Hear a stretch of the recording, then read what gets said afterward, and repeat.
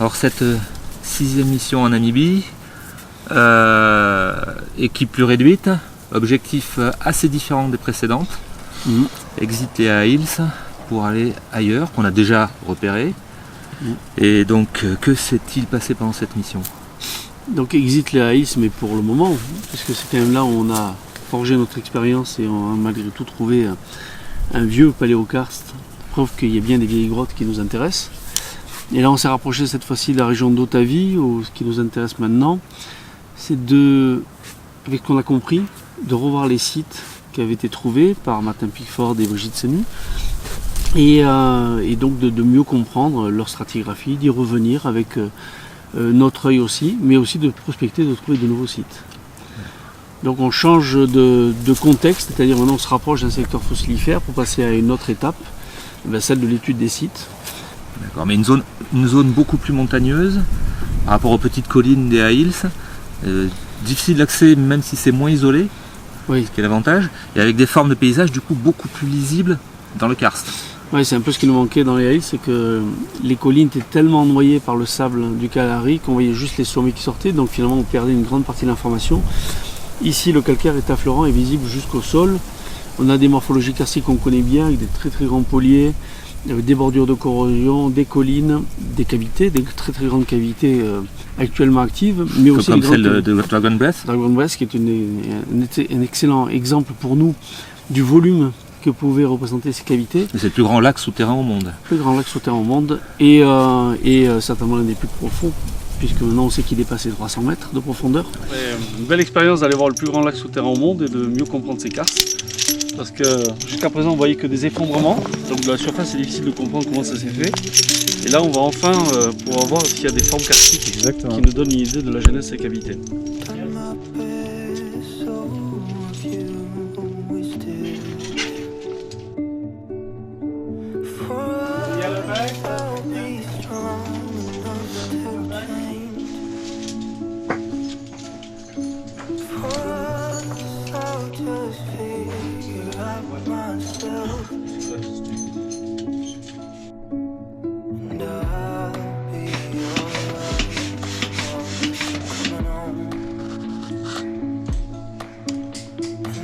Bien franche.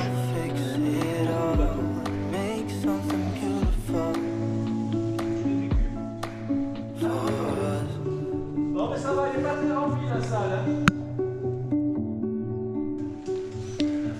C'est bon, il y a le nid qui va descendre. C'est bon pour les descendeurs?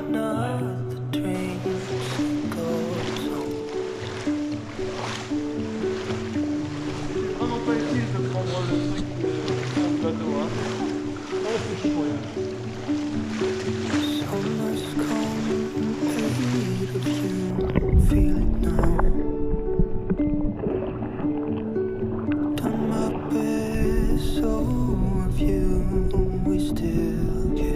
Là, on rentre dans l'eau.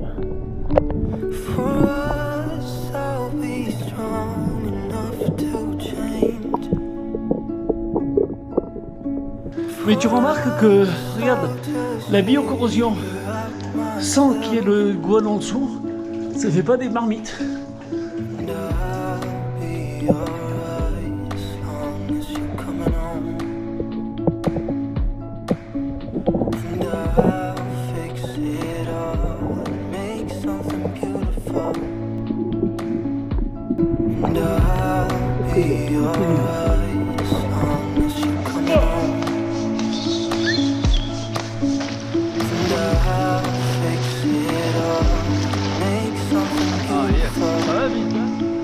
can see the platform.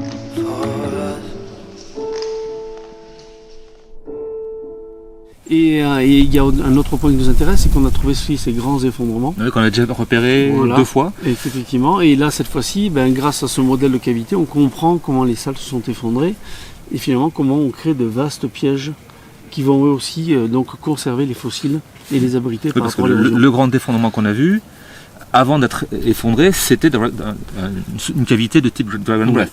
Et en fait, il y en a d'autres. Ce qu'on dit dans le paysage maintenant, c'est qu'en fait, il y en a d'autres. Oui. Maintenant, Demi-effondrés. On a au moins 4 autres effondrements de cette taille, donc c'est-à-dire plus de 200 mètres de diamètre, qui correspond à la taille finalement de Dragon Breath. Et puis au nord, on a les cénotes qui sont aussi les mêmes choses, qui sont des salles effondrées, mais qui sont à regard sur l'infra phréatique. Oui, là, il y a encore de l'eau. Voilà. Donc on voit bien tout le système de paléocavité qui existe et tout le potentiel qu'il y a finalement de piéger les fossiles à ce moment-là.